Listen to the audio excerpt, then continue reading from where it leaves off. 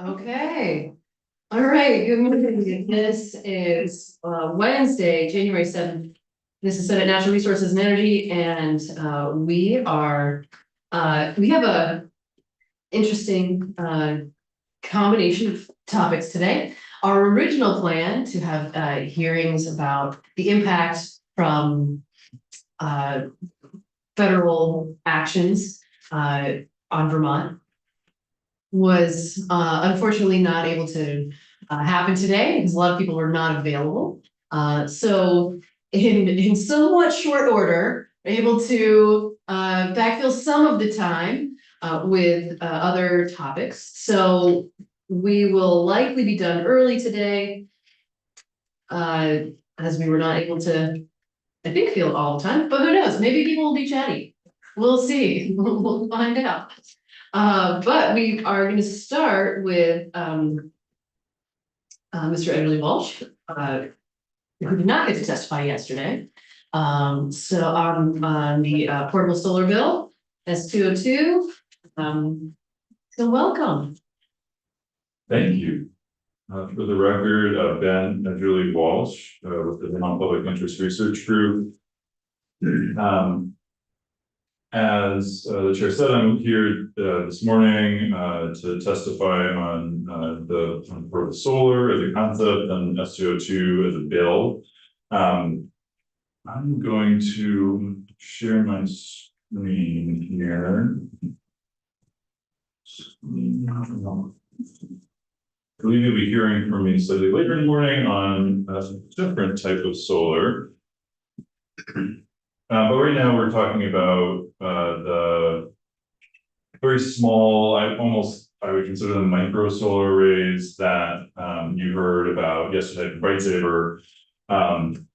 So I want to get into, obviously you heard a lot about the technology, the sort of national picture, what's going on internationally on this. So I wanted to take my time to sort of ground this in the context here in Vermont and why in particular we feel like this is a very good solution for Vermont that adds a really important sort of additional component to the solar market that it is not really being served right now. So the first thing I want to just touch on briefly, well actually one logistical note, we do actually have one of these systems or sort of two of these systems. We have one with the battery that is actually integrated into it with the inverter, and then we have another that's just the inverter along with a small solar panel. And the hope is that we can briefly go outside and actually take a look at those today so you can get a sense of what these things actually are. The other thing I wanted to just note before I dive into portable solar more specifically, and you'll hear a little bit more about this when we're talking about some larger, more traditional solar arrays later this morning, is obviously the national context right now is solar, clean energy more broadly, is under attack. The tax credits for residential solar in particular are gone as of 6 days ago, after having been in place for a couple of decades. Obviously, portable solar doesn't solve that, it can change that, but it does open up a new avenue to go solar, and as for yesterday, to go solar in a way that is more affordable, obviously smaller as well, but even sort of pound watt for watt more affordable once it scales up than traditional rooftop solar. So not something that can replace it, but something that is a very good complement and sort of get people's feet wet even without that residential tax credits. So why portable plug-in solar? And this is a big full text for a reason. This is about access. For us, that's why we're excited about this as a technology and this bill as legislation. This is not fundamentally for us about getting a lot more solar online. This is a bill obviously that's related to climate change, but that is not the primary reason to do this. Maybe sort of drip by drip, this will add up over time. That's the hope. That's what Germany has seen over about a decade of experience with this, but it's not something that's going to happen overnight. Really, this is about giving people who right now have literally no options to go solar something that they can do. So I want to dive into that a little bit more. Sort of like who right now cannot go solar. So renters are the most obvious category. There are other categories, I'll touch on them. But renters are the most obvious category. Right here, what you're seeing is some information around income of renters in Vermont. So on the left, that pie chart, the sort of top left, the light blue, that is renters above area median, sort of above the average. As you can see, that's about 1 in 4 renters. About 3/4 of renters in Vermont are below median income. And then on the right, there's a little bit more detail there. But the sort of bottom line for that part of this slide is the median income for renters is less than half of the median income for homeowners. Now, none of this is surprising. There are a lot of other, well, things that you might want to do from a policy perspective because of this information. But from an energy standpoint, when we're talking about solar, which is a technology that obviously is great because it's clean energy, but it also has the potential to save people money on their electric bills, which obviously have been going up in recent years.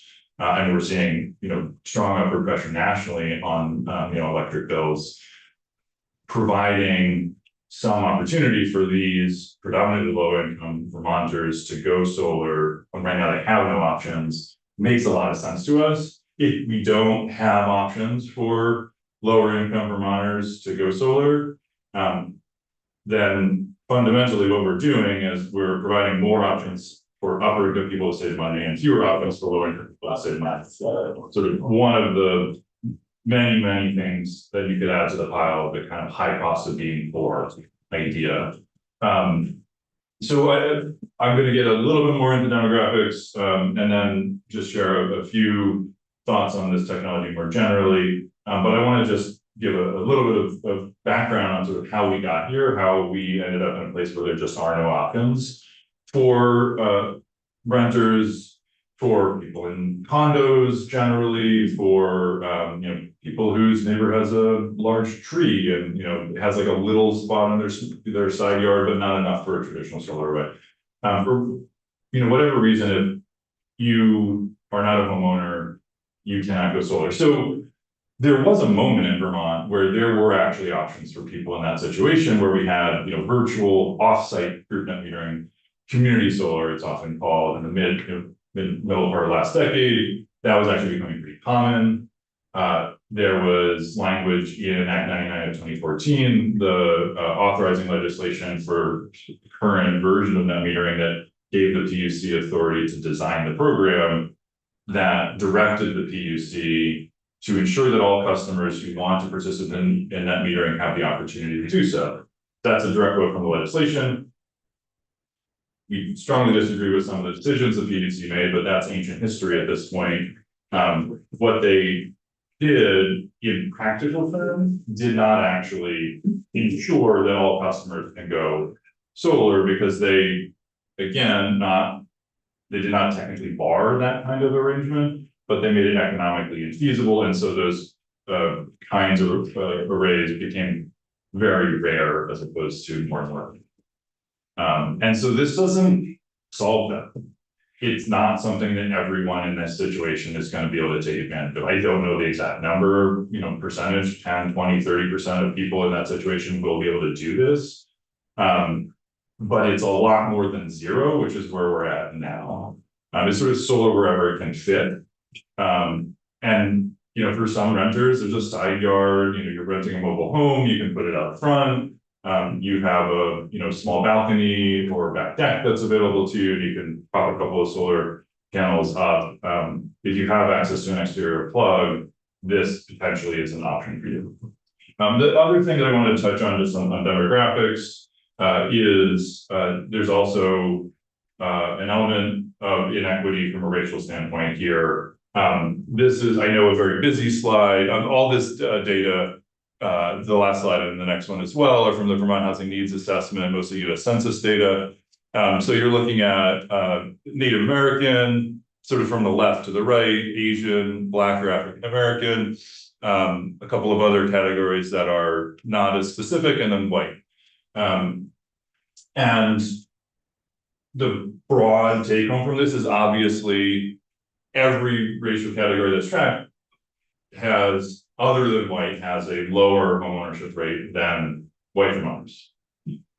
It's fantastic that 3/4 of white Vermonters own their homes. I'd love to see that number higher, but when we're talking about structural inequality, and you're in a situation where we have a cost-saving technology that is not available to half of Native American Vermonters, 3/4 of Black Vermonters, obviously, that reinforces that structural inequality rather than undermining it. And then just a little bit more on the category in the last slide, Black or African American households, because that is of the tracked categories the lowest homeownership rate. I just want to underscore that a little bit because, and I didn't get the exact rank, but Vermont is consistently the lowest or among the lowest states for Black households as a percentage of homeownership among Black households. So here you have the US percentage. Obviously, this is a trend nationally, a concern nationally, but in Vermont, you have substantially fewer African American households owning their home and having this sort of technology available to them. Okay, so just a little bit more on just buzzing through the sort of why to do this. And then I want to talk briefly about the solutions. If you have any questions for me, happy to answer them. And then hopefully we can go see one of these systems. So why this sort of plug-in solar? Obviously makes solar more accessible to people who are shut out today. You have no, or in some cases, limited electrical work. As you heard yesterday, there's some policy decisions around that for you to consider. No or low soft costs, obviously that lowers total costs. And you're talking about, technologies that are trending downwards in price over time. So this potentially could be very low cost for people. It allows people to try out solar. A lot of those renters are going to own homes someday. If they have a panel or two on their balcony, maybe they get a array on the roof when they own a home later in life. It complements traditional solar well. Obviously, renters can take systems with them when they go, which is a big barrier right now. Even if your landlord said, "Yeah, sure, put a solar array on my roof," like who's going to pay $10,000 to upgrade their landlord's house, move out 2 years later? And then lastly, I think of this as a way to get people a little bit of solar. It's also a way to get people a little bit of resilience. So renters right now, who you could buy a battery system, plug it into your wall, and have that backup if there's a power outage, but you have no way of charging it once the power is out. What these systems allow is once the power goes out, you can unplug it from the wall, keep it plugged into the solar, and then power your fridge or something like that off of it. The small unit you'll see that we have is about 40 pounds. The way it works is you plug it inside and you plug in whatever you need to charge. It's enough, that little system is enough battery for fridge for a day or two, a typical household refrigerator, not like a mini one. And if you sort of bring the solar cord through the window, you potentially charge it or power it for many days. And that's something that really just isn't available to renters and other people in this situation. Question. Maybe we'll see this when we take our little mini field trip, but how affordable are they? Like if you're moving, how do they fold up? Is it easy to move them? Yeah, so it depends on the solar panels you get. A typical sort of residential solar panel is about 3 feet by about 4 feet. I can fit one in the back of my Subaru Forester, but I sort of need to move the front seat up until the leg room is not terribly comfortable. But you can certainly fit in the back of a pickup truck and a U-Haul, no problem. So that would be the max, the 1200 watts that you were talking about. That's 3 of those panels. It's a 400 watt panel. Okay.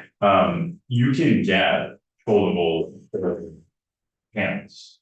That's common, sort of camping setup. Yeah. You can also get smaller rigid panels. That's what we will show you today. And it's 200 watts. It's about half that size, so about 2 feet by 3 feet. And so if you're talking about one of the smaller arrays that Cora mentioned yesterday, under that roughly 400 watt threshold, you get a 200 watt panel, probably 175.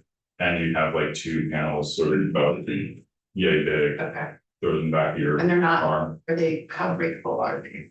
They're, I mean, you don't want to abuse them, but they're the same kinds of panels that you would put up on a roof, so they have to be rated to deal with hail and things like that. Yeah.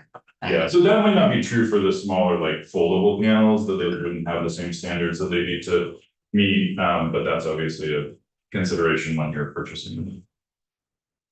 Got it, thanks. Anyway, the solution here, and this is one of the reasons we're really excited about this. It's not something that costs money, it's not something that needs to be an appropriation for, you don't need to like start a new program. We basically just need to get the government out of the way.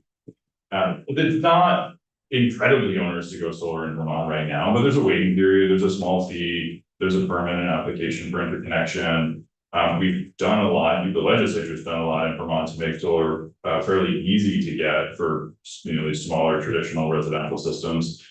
But you're talking about a system that's a 10th or a 20th, like 5 to 10% of the size of a traditional rooftop array. And so from our perspective, why would we have somebody like buy one of these, sit in their garage for 15 days and then plug it in? That's kind of silly, it's an unnecessary barrier. And when you're talking about something that is trying to be as plug and play as possible, any additional barrier adding makes it much less likely that it's really going to scale. It's going to be something that a lot of people are doing. So no applications, permits, fees, wait time, permission, buy it, plug it in, you're good. As long as it's certified UL, we know it's safe. So let's just let it happen.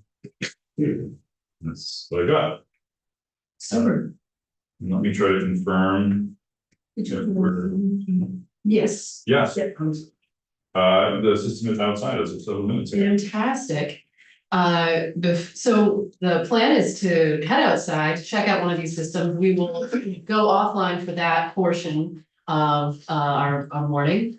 But before we do that, any questions for before we do?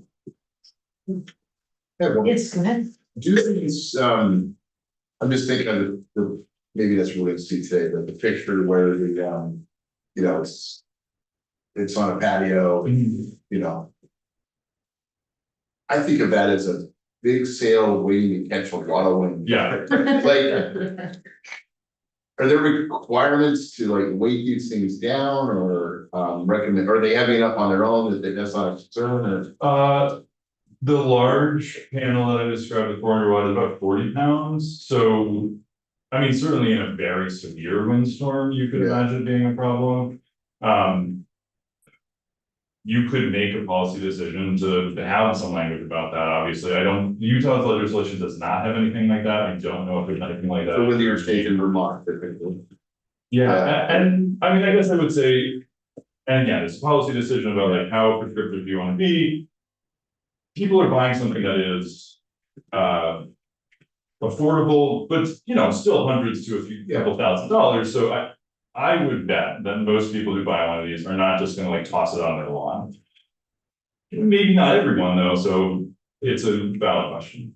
But there are also, people have grills, people have porch furniture, all these things that could catch in the wind, so we don't have rules that require people to. But that's quite a sale to put a big. Yeah, no, I mean, that's fair, but in a windstorm, one time where I couldn't get our, umbrella down on our porch, It's a sale. It's a sale, it actually caught the table with it and smashed the table, so, like, things like that happened. They do, yeah. So, but, Well, one of the things that I would be interested in when we go out to check out this system is like, and maybe this won't be